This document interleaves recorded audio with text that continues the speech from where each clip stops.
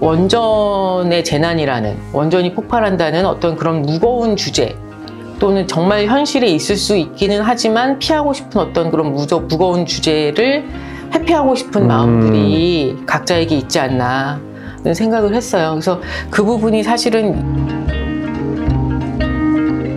만나서 반갑습니다. 책임TV 시청자 여러분, 정명석, 김영주입니다. 네, 이번 시간에는 우리 김영주 작가님 모시고 얘기를 좀 나눠보려고 하는데요. 작가님 반가워요. 네, 이게 사적으로는 좀 많이 만났는데 네네. 특히 이제 그 예전에 나오셨던 김영주 작가와 동명이인이시라 네네. 처음에 이제 김영주 작가 할래요라고 했을 때 이제 책임TV 측에서 아니 또 두 분을 모셨던 분을 또 모시는 거냐라고 얘기를 해서 이제 설명을 했던 적이 네네. 좀 있었습니다. 본인 소개를 좀 해주시죠. 네. 네, 안녕하세요.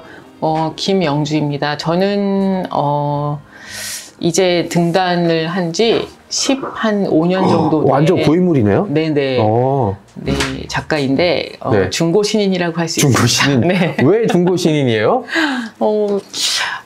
책을 그렇게 15년 된 거 치고는 책을 그렇게 많이 쓰지는 못했어요. 대략 20권 정도로 네네네. 보면 될까요? 20권 책 있고 번역한 그 절판된 그림책이 한 권 있습니다. 네. 이 책은 좀 내가 썼지만 좀 별론데 하는 책이 있으신가요? 없습니다. 아, 역시 고인물이라 잘 피해 나가시네. 네. 네. 이번에 얘기 나눌 게 이제 여기 30km라는 책. 죄송해요. 저기 자기소개를 마무리하다 제가 치고 들어갔네요. 네. 아닙니다. 제가 그 소개를 딱히 할 만한.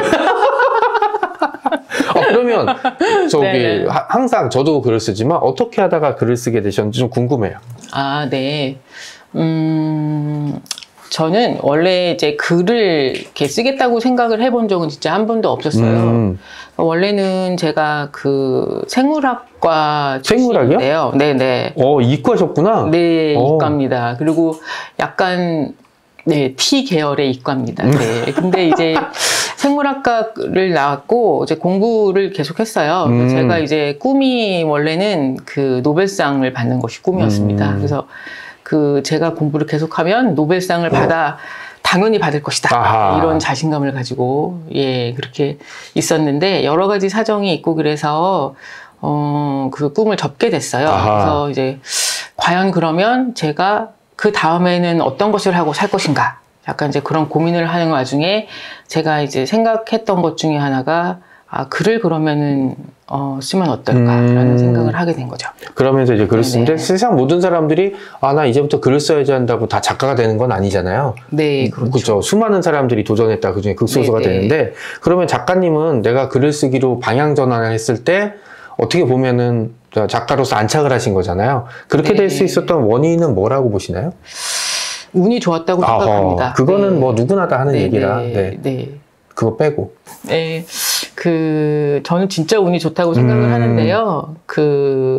제가 이제 어린이 책 동화를 쓰는 법을 배웠는데 거기서 이제 선생님께서 늘 말씀을 하시기를 이제 배웠으니까 과제로 한번 공모전에 글을 써서 해봐라. 이게 졸업할 때 이거 과제예요. 그래서 제가 이제 졸업하고 과제로 이제 글을 뭘 쓰면 좋을까 이렇게 생각을 했었는데 제가 이제 생물학과를 나왔다고 했잖아요. 네네. 그래서 그러면 이제 제일 좋은 거는 제가 제일 잘하는 소재에 대해서 글을 쓰는 것이 제일 좋다.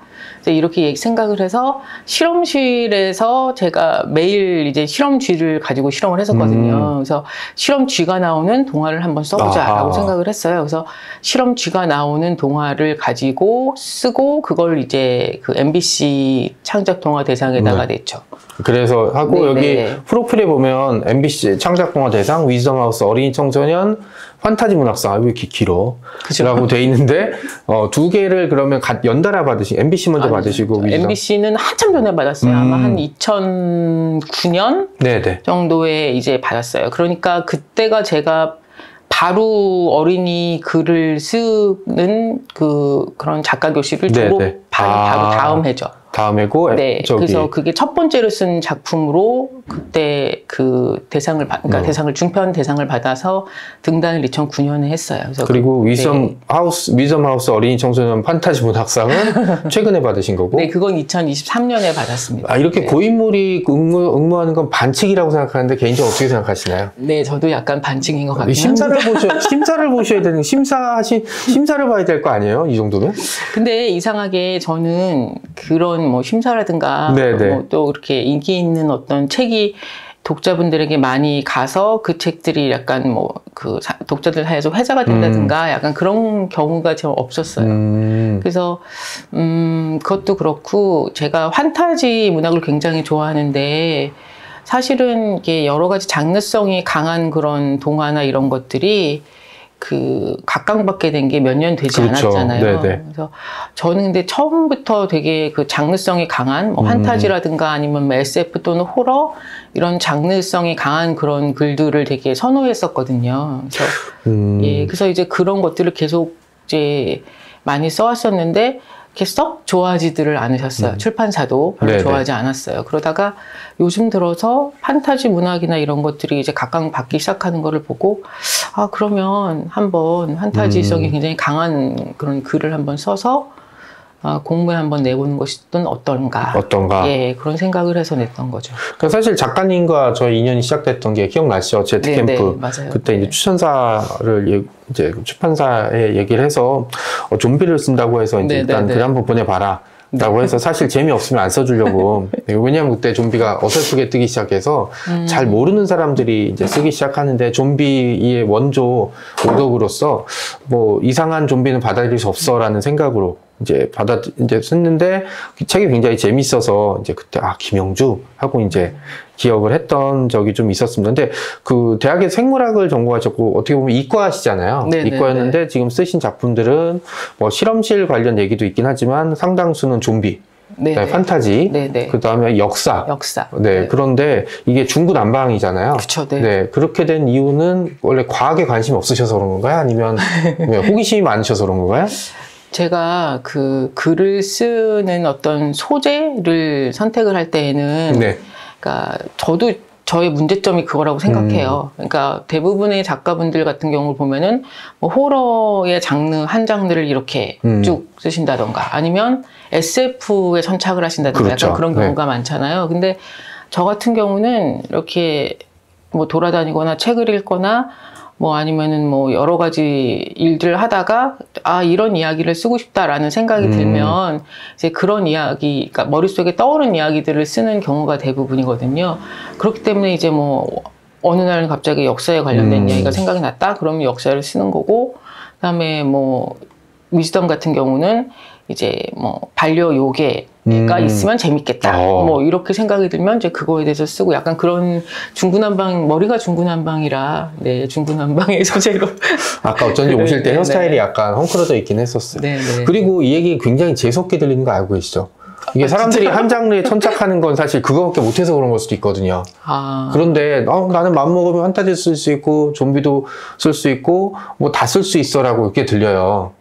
저는 그렇게 중구난방으로 썼기 때문에 이게 이렇게 그 저희 책들이 약간 주목을 못 받는 그런 상황이 바로 벌어지지 않았나 약간 그런 생각을 할 때가 있었습니다. 근데 이제 이것도 좀 어떻게 보면은 그런 게 주목을 못 받았으면 다른 일 하셨겠죠. 지금 10년 넘게 저는 글을 쓰지는 못했을 거고 이 자리에 사실 왔을 수도 없을 거라고 저희 나름대로 검증위원회를 통해서 이제 엄격하게 검증을 통해서 이제 뽑고 있거든요.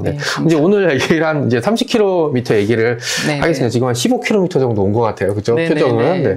이 책은 제목이 굉장히 좀 특이하고 그다음 내용 좀 특이했던 게 뭐 간단히 뭐 말씀드리자면 그 원전 사고가 일어나면서 이제 벌어났던 재난 이제 이야기인데 이거를 그냥 성인 쪽이나 청소년도 아니고 동화로 쓰기가 사실 쉽지는 않았거든요. 그러니까 이 작가들이 이제 아이템이라든지 이야기를 찾아낼 때는 그냥 불현듯 찾아오잖아요. 저 같은 경우 뭐 샤워하다가 찾는 경우도 있고 아니면 뭐 지하철 기다리면서 멍하게 있다 그럴 때도 있는데 작가님은 진짜 이 30km의 이야기 시작이 어디였을까요? 고백을 하자면 처음에는 원전의 사고에 대해서 쓸 그 이야기가 먼저 떠오른 건 아니었어요. 맨 처음에 이 이야기의 초고였을 때는 네. 어떤 이야기였냐면, 우주에서 네, 어떤 그런 외계 물질이나 이런 것들이 날아와서 지구가 멸망하기 며칠 전에 이런 상황들을 네네. 촉으로 썼었어요. 촉으로 썼었는데 이제 그거를 고치는 와중에서 제가 다른 뭐 어떤 자료 같은 것도 좀 찾아보고 이랬는데 그런 영화들이 많더라고요. 네, 그래서 또 똑같은 다른 사람들이 이미 뭐 영화로든 책으로든 뭐 이렇게 썼던 것들을 또 굳이 내가 뭐 하러 써야 되나 뭐 이런 생각을 가지고 있는 와중에 그러면 이것을 조금 더 수정을 하고 싶은데 그럼 어떤 외계에서 어떤 물질이 날아와서 지구가 멸망하는 수준으로 우리에게 커다란 어떤 재난을 닥치게끔 할 수 있는 것들이 무엇이 있을까라고 고민을 하고 있었는데 그게 이제 떠오른 게 이제 그때 이제 후쿠시마 그죠. 네, 원전에서 이제 난리가 났죠. 문제가 생겼었죠. 네, 그래서 동일본 대지진이 일어나고 그때 이제 많은 사람들이 죽고 그랬잖아요. 그래서 저도 아무래도 이 시대를 살아가는 사람이니까 그런 영향을 안 받을 수 없었던 것 같아요. 그래서 그때 이제 뭐 여러 가지 텔레비라든가 매체를 통해서 후쿠시마에서 이제 고향을 잃고 외부로 이제 쫓겨나다시피 한 사람들, 그 사람들이 이제 난민촌에서 생활을 하고 고향으로 돌아가지 못해서 이제 여러 가지 슬픈 일들이 일어나고 그리고 그 와중에서 가족이 해체되고 이러는 것들이 텔레비에서 굉장히 많이 나왔죠. 그죠. 예, 그래서 그러면 이제 우리나라에서도 이제 못지않게 원전이 많은데. 맞죠. 예, 그래서 그렇게 되면 우리나라 사람들은 사실 우리나라의 원전은 굉장히 튼튼하게 잘 안전하다고 네. 생각하잖아요. 그래서 이제 그렇게 되면은 어떤 일이 일어날까에 대해서 한번 써보자라고 생각을 했었던 거죠. 그럼 그 초고는 지금 어디가 있는 건가요? 네, 그것도 재미있는데. 네, 네. 그 초고는 컴퓨터 어딘가에서 잠자고 있습니다. 다시 한번 저는 사실 그게 더 관심이 갑자기 생기는 좀 있습니다. 여기 제목이 굉장히 상징적이에요. 이 30km. 왜 제목이 30km인지 한번 설명해 주시죠. 네. 이게 이제 그 비상구역이라고 하는 게 있어요. 그래가지고 원전 사고가 만약에 일어나면 원자력 발전소의 그 주변에 사는 사람들, 네. 반경 원래는 이제 뭐 그 30km, 5에서 30km 정도 비상구역을 정하도록 그렇게 법으로 되어 있대요. 근데 그건 권고사항이죠. 권고사항. 네, 그래서 우리나라 같은 경우는 이제 그 후쿠시마 사고가 일어나기 전에는 단일 구역으로 해서 8km까지만 이렇게 이제 비상구역이 있었어요. 네, 네. 그렇게 됐는데 이제 그게 후쿠시마에서 그렇게 난리가 나고 사람들이 많이 죽고 하면서 또 영향을 받아서 바뀐 게 이제 30km까지로 바꿨죠. 그래서 원을 2개를 그려서 5km 반경 안에 있는 사람들은 무슨 문제가 일어나면은 즉시 대피하게 돼 있어요. 그리고 이제 그 5에서 30 정도 되는 사람들은 상황을 봐가면서 이제 대피할 수 있죠. 그렇기 때문에 이제 그때도 사람들이 말이 많았어요. 왜냐면은 이게 원전이 문제가 생기면 이제 그 옆에 있는 사람들은 영향을 너무 심하게 받잖아요. 심하게 받겠죠. 네. 예, 다시 회복 불가능하니까. 그러니까 이제 30km까지 확대를 해라. 라는 그런 이제 그 여러 가지 데모라든가 이런 것들이 많았죠. 그래서 거기서부터 이제 해서 30km라고 하는 그런 제목을 이제 짓게 된 거죠. 그러니까 30km라는 거는 안전하지만 안전하지 않을 수 있는 어떤 상징적인 공간이 될 수 있겠네요. 자, 그러면 이 책에 대한 개략적인 설명이 좀 이어졌고요. 뭐 시청자들이 이게 이제 어떤 분위기의 책인지 뭐 읽어보신 분 많겠지만 책이 몇 세까지 나간 거죠? 이게 지금? 지금 이번에 5세를 찍었어요. 이게 지금 출간된 지가 지금 4년 정도 됐는데 포인트가 지금 제가 보는 그 온라인 서점의 포인트가 지금 5천에서 12점이 모자라요. 오늘 누가 한 명 사면은 이제 5천이 넘을 것 같은데 판매량이 좀 눈에 띄는 거라서. 자, 그러면 제가 낭독을 미리 해줄 부분을 좀 요청을 드렸었는데 앞부분 중에서 한번 읽어주시고 어떤 부분인지 먼저 간략하게 설명해 주시고 한번 읽어주시죠. 네, 이게 그 30km라는 제목을 지은 것 중에 하나가 아까 작가님 말씀하셨던 것처럼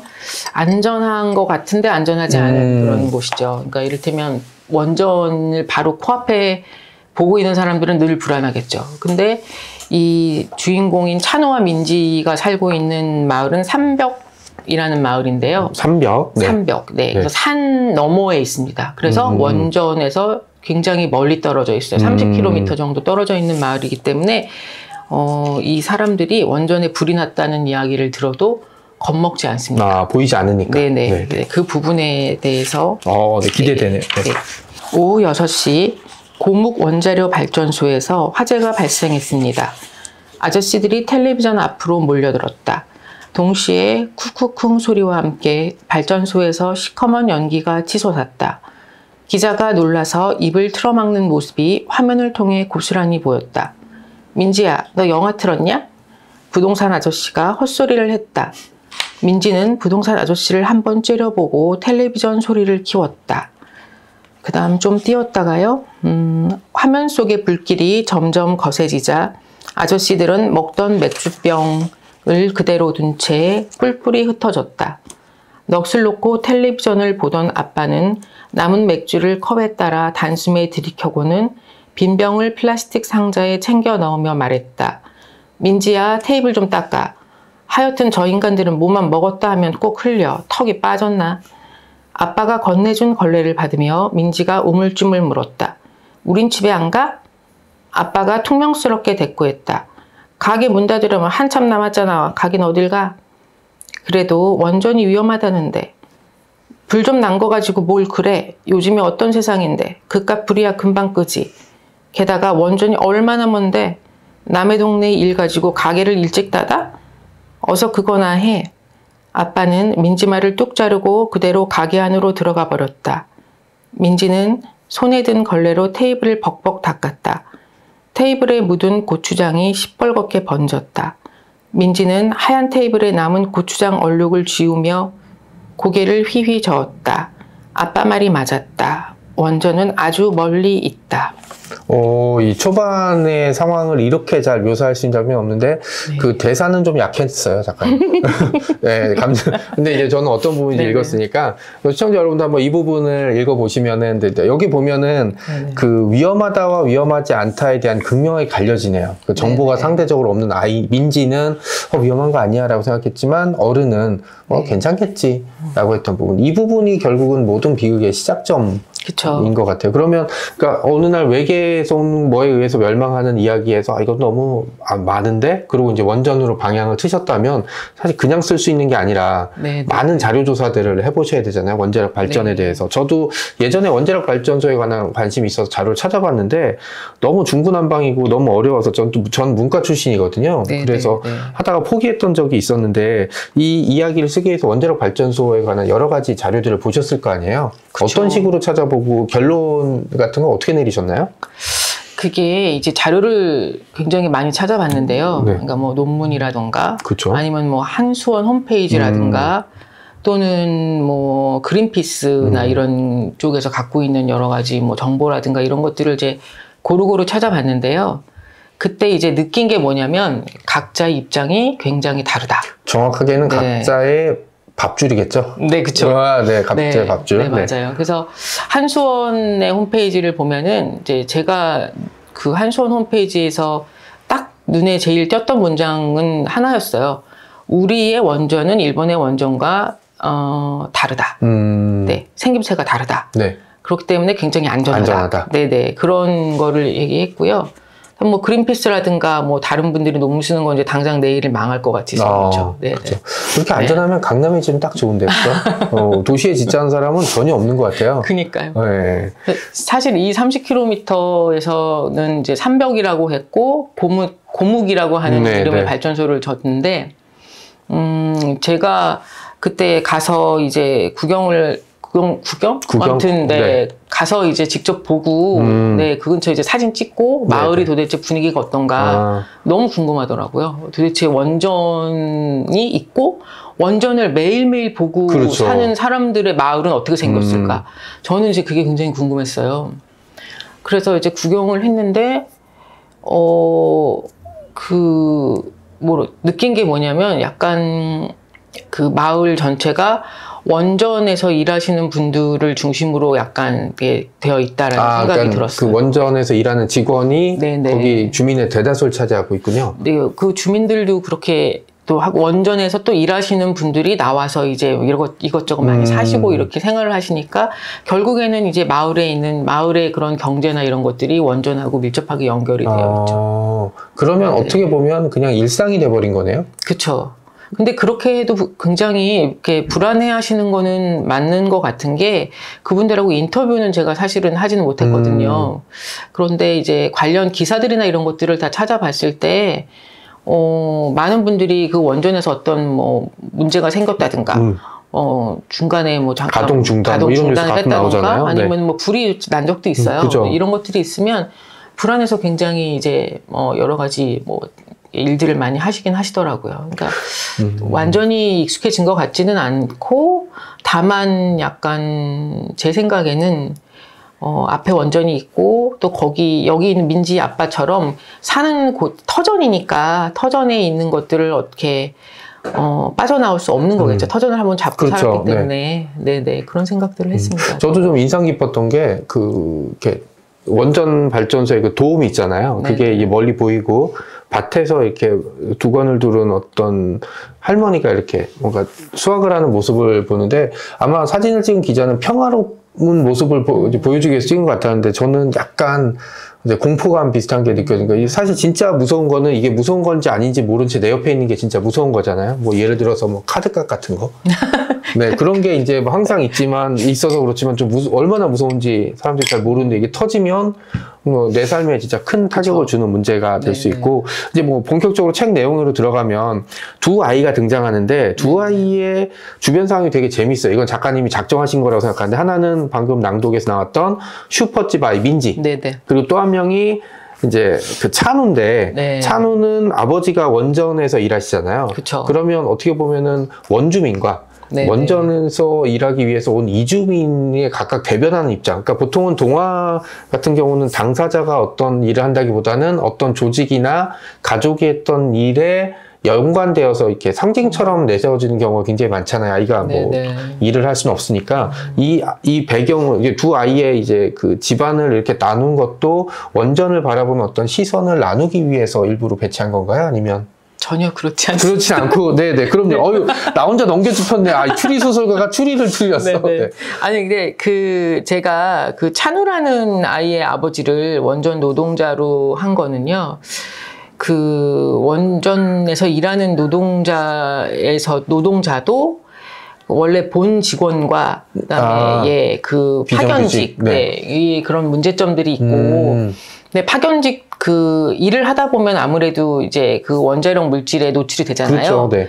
그래서 피폭이 되겠고 그러는데, 피폭되는 율이 굉장히 다르다고 하더라고요. 그러니까 본사 직원들은 거의 관리에 관련된 일만 그쵸. 하고, 현장직들이 파견직들이고, 그런 분들은 피폭률이 훨씬 더 30% 이상 높다는 거를 제가 기사에서 봤어요. 그래서 찬우 아버지로 그러니까 찬우 아버지가 뜻하는 어떤 그런 인물상은 굉장히 그렇게 현장에서 일하는 어떤 파견직에도 불구하고, 그런 어떤 원전이라고 하는 자기가 쌓아온 어떤 그런 터전에 대한 애정을 가지고 있는 어떤 그런 층을 나타내고 싶었어요. 그래서 사실은 뭔가 혜택을 받거나 이러는 층은 아니죠. 그렇죠. 그럼에도 불구하고 자기가 몸담고 있는 어떤 그런 세계에 대해서 맹목적으로 좀 약간 어떤 지지하는 그런 인물들을 뜻하고 싶었다고 생각을 해요. 그래서 이제 넣었죠. 찬우 아버지는. 그냥 잘못 제가 오파는 거네요. 네. 네, 다음부터는 어디 가서 그렇게 제가 얘기를 하고 가겠습니다. 되게 좋은 생각이신 것 같아요. 왜냐면, 저는 이 책 보면서 느꼈던 게, 지금 얘기하신 것도 있지만, 이 위험하고 안전이 최우선이 돼야 될 원전에서조차 이 관리자들이 정규직과 비정규직, 네네. 파견직과 본사 직원이 나눠진다는 사실이 굉장히 서글퍼지죠. 안전에는 뭐 직급이라든지 신분을 따지지 않는데, 네네. 여기서도 파견직이나 비정규직은 위험하고 어려운 일을 하고, 관리직, 정규직이라고 부르는 사람들은 상대적으로 안전한 일들을 하고, 그렇게 나눠진 과정에서 사실 문제가 생겨버리면 이게 더 크게 발생할 수 있다는 생각들을 좀 많이 하고 있습니다. 그리고 여기 제목에서 30km라고 나와 있듯이, 이야기가 이제 초반에 고묵 원자력 발전소에서, 이 고묵이란 지명도 일부러 생각하신 건가요? 아니면 어디 다른 거예요? 고성이랑 관련이 있나요? 아니요. 그게. 고성에 원자력 발전소 있는데. 네. 이게 저는 이제 고리. 네, 고리에서 따온 거죠. 근데 이제 고리라고 말하면 싫어하겠으니까. 굉장히 이제 좀 안 좋은 그런 소리를 들을 수도 있겠다. 그래서 이제 고자 하나 하고, 고리 원전 발전소를 이렇게 딱 지도에 이렇게 펼쳐놓고요. 네. 고기를 30kg를 이렇게 원을 긋고 그 안에 있는 지명들을 흩었어요. 네네. 그래서 거기에 있는 어떤 지명 중에 하나의 이름을 따온 거예요. 무슨 묵자를. 비에 되겠네요. 묵 무슨 이렇게 있었어요. 그래서 고리의 고와 묵 뭐뭐뭐의 묵 이렇게 해서 고묵 이렇게 따서 왔죠. 삼법도 그런 식으로 눈치 빠른 사람은 알아차릴 것 같은데. 거기 사는 분들은 아마 알지 않을까요? 네. 와. 네. 그리고 이제 여기 30km 제목이 있는 것처럼 초반에 이런 사고들이 나고 그 다음에 이제 사람들이 피난하는 과정에서 네네. 진짜 많은 갈등들이 일어나는데 예측 가능한 지점도 있고 예측 가능하지 않은 지점도 좀 보이더라고요. 그러니까 이 부분에 대한 시뮬레이션을 했을 거잖아요. 이제 피난을 가게 되면 어떤 일들이 네네네네. 하게 되는데 이 중에서 어느 부분이 가장 쓰시기가 좀 어려웠던 부분이었을까요? 그 안에 있는 그 피난민들이라든가 그 30km 안에 사는 여러 가지 사람들이 맞닥뜨리는 여러 가지 사건들이나 인물들의 그렇죠. 배치 같은 거는요. 사실은 모두 자료집에서 따온 거예요. 그럼 로열티 주의에서인 거 아니에요? 그 로열티를 그러면 일본에다 줘야 됩니다. 그럼 안 되지, 그럼. 네. 네, 제가 그 후쿠시마 아까 자료를 굉장히 많이 찾아봤다고 네네. 했잖아요. 그래서 자료 찾아본 것 중에 하나가 뭐냐면 후쿠시마에서의 피난민들의 생활상 이런 거에 대한 자료집이 이렇게 두꺼운 게 있어요. 네네. 그래서 그거를 찾아봤는데 여기 나와 있는 뭐 이를테면은 이제 민진의 엄마가 이제 자기 아픈 아들을 위해서 가족들을 버리고 둘만 도망가잖아요. 그렇게 그렇죠. 해서 이제 가족이 해체가 되잖아요. 네. 사실 그런 일들이 굉장히 많았다고 합니다.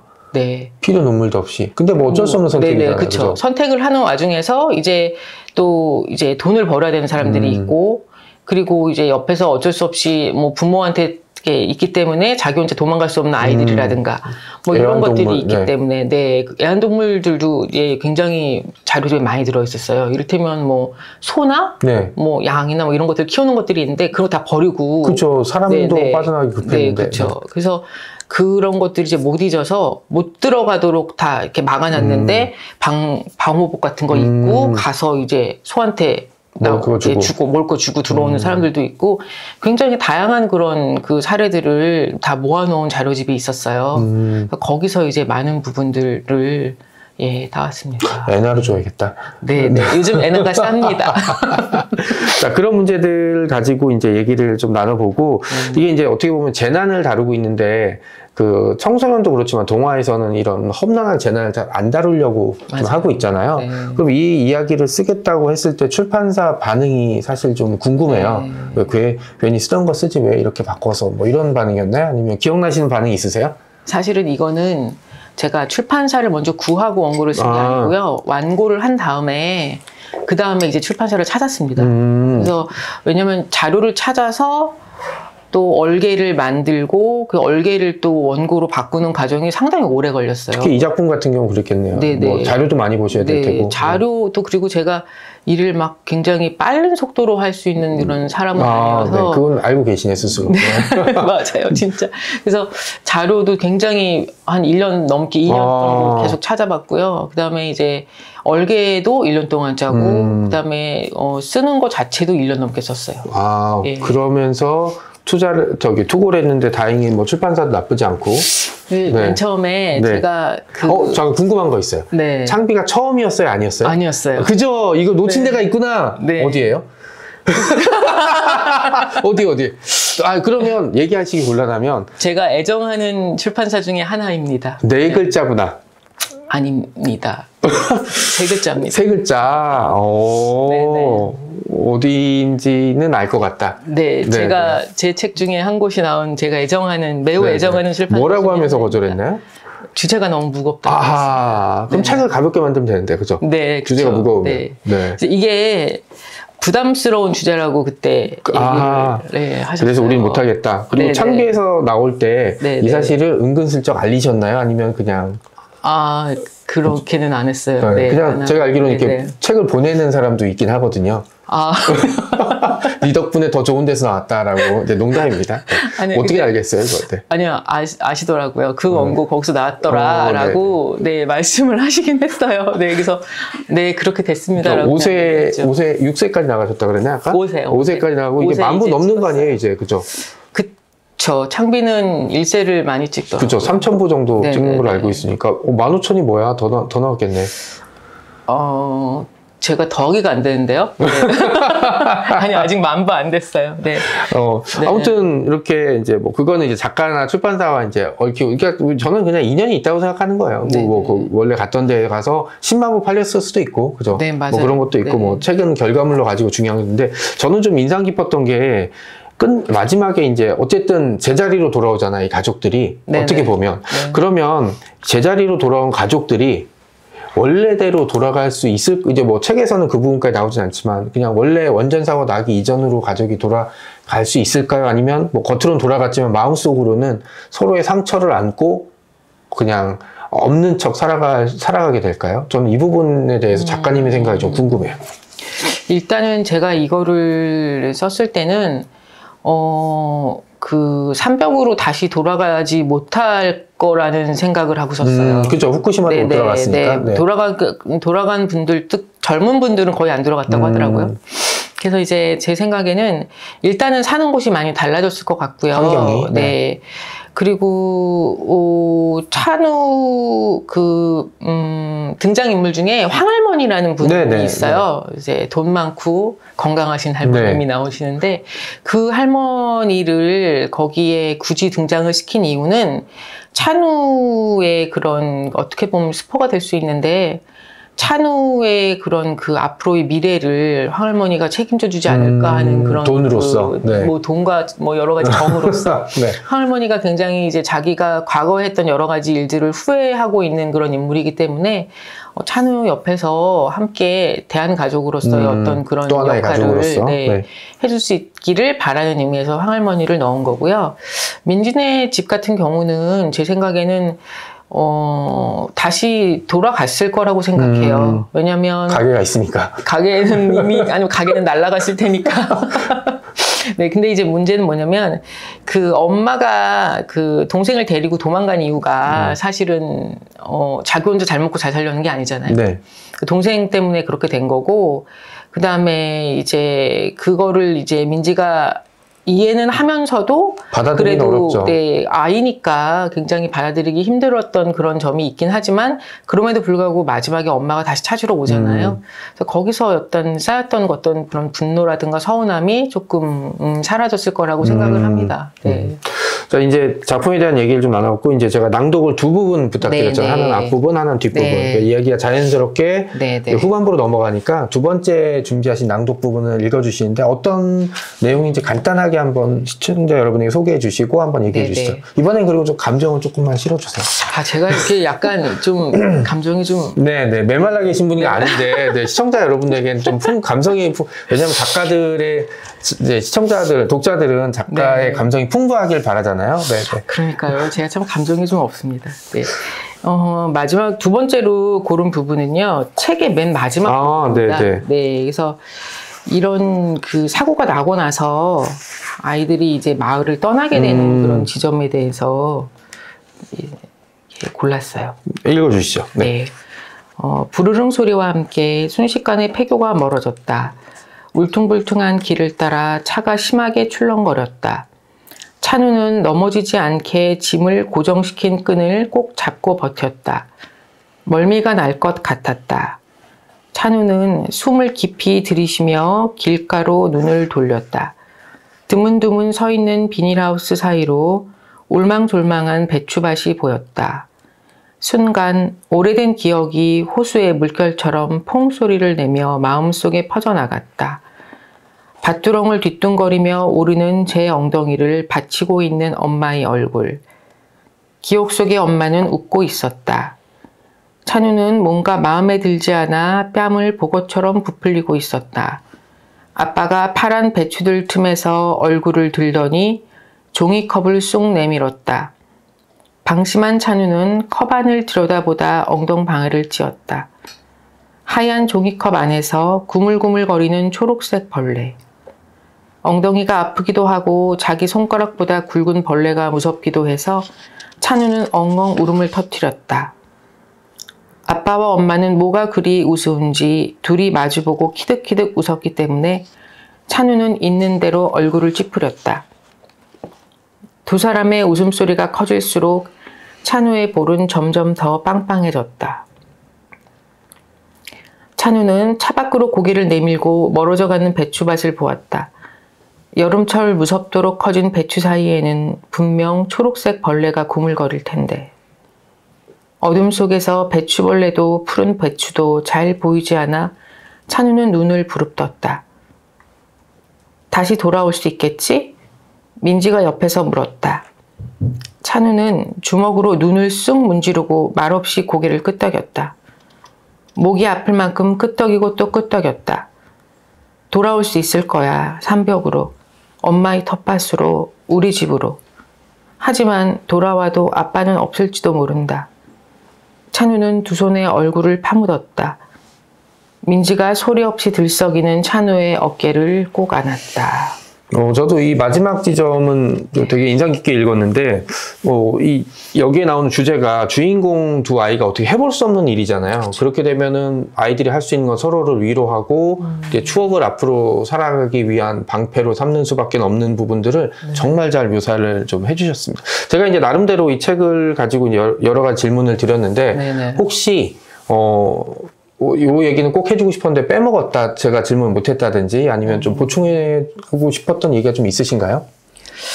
저는 이제 이 원고를 출판을 할 때 너무 무거운 주제라고 해서 출판사를 이제 처음에 출판사에서 안 됐잖아요. 그것도 그렇고 사실은 이제 5세까지 찍기는 했지만 그게 이제 최근 들어서 갑자기 이제 이게 책들을 찾아주신 거고요.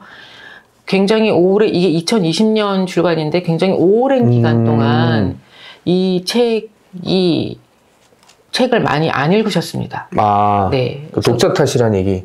아니요, 그게 아니라 네, 제가 생각하기에는 그 이유가 이제 그런 것 같아요. 저희가 원전의 재난이라는, 원전이 폭발한다는 어떤 그런 무거운 주제, 또는 정말 현실에 있을 수 있기는 하지만 피하고 싶은 어떤 그런 무거운 주제를 회피하고 싶은 마음들이 각자에게 있지 않나 는 생각을 했어요. 그래서 그 부분이 사실은 이 원고를 처음 했을 때 저도 조금 걱정을 했던 부분이기는 해요.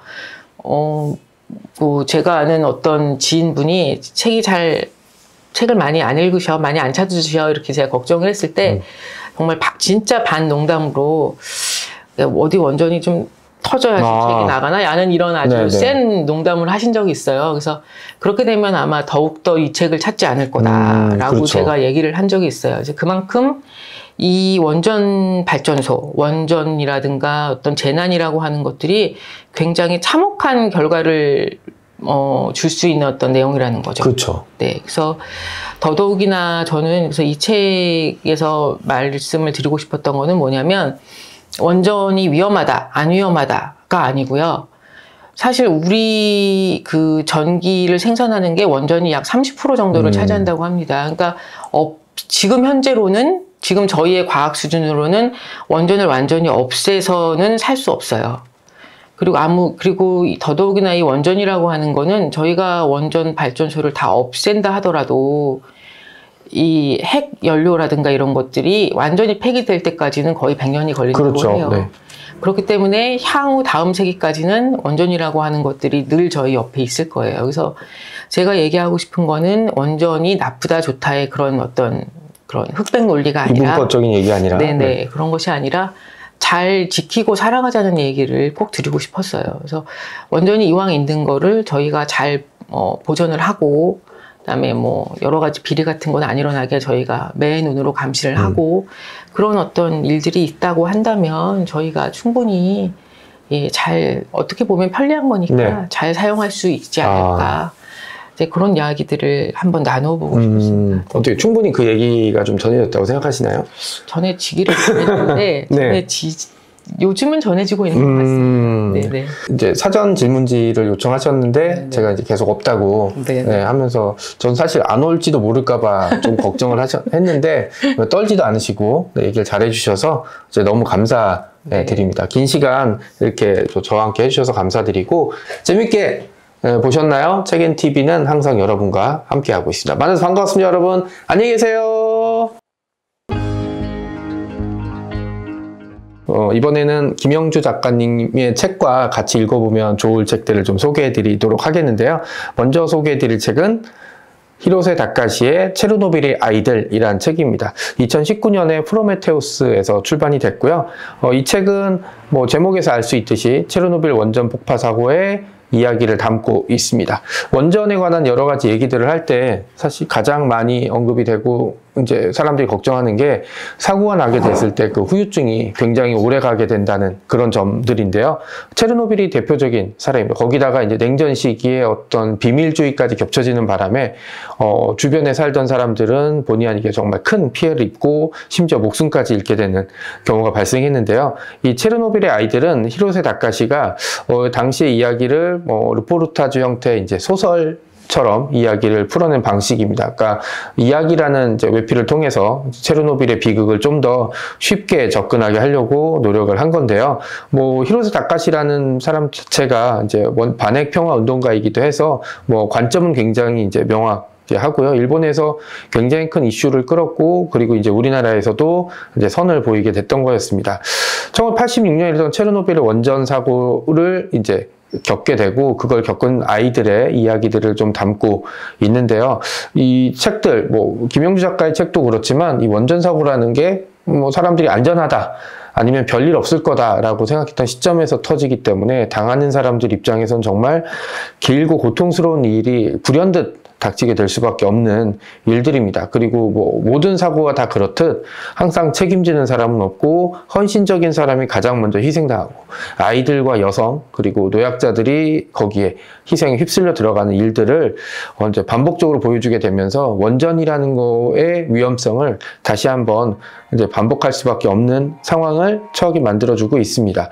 그리고 이 책 같은 경우는 또 하나 좀 흥미로웠던 거는 이제 반감기, 그 다음에 이제 이 원전 사고가 났을 때 우리가 얼마나 큰 피해를 입었는지를 그냥 좀 소설 형식을 빌려서 얘기를 해주는데 별거 아닌 것처럼 얘기하지만 읽고 나서 그런 거 있잖아요. 스쳐 지나갔는데 갑자기 공포감을 느끼는 뭐 그런 느낌들을 받습니다. 그렇게 보면 어떻게 생각하면 호러 소설이라고 분류할 수 있을 정도로 사실 공포감을 좀 많이 느꼈는데요. 이 책에서 얘기해주고 싶은 거는 이건 것 같아요.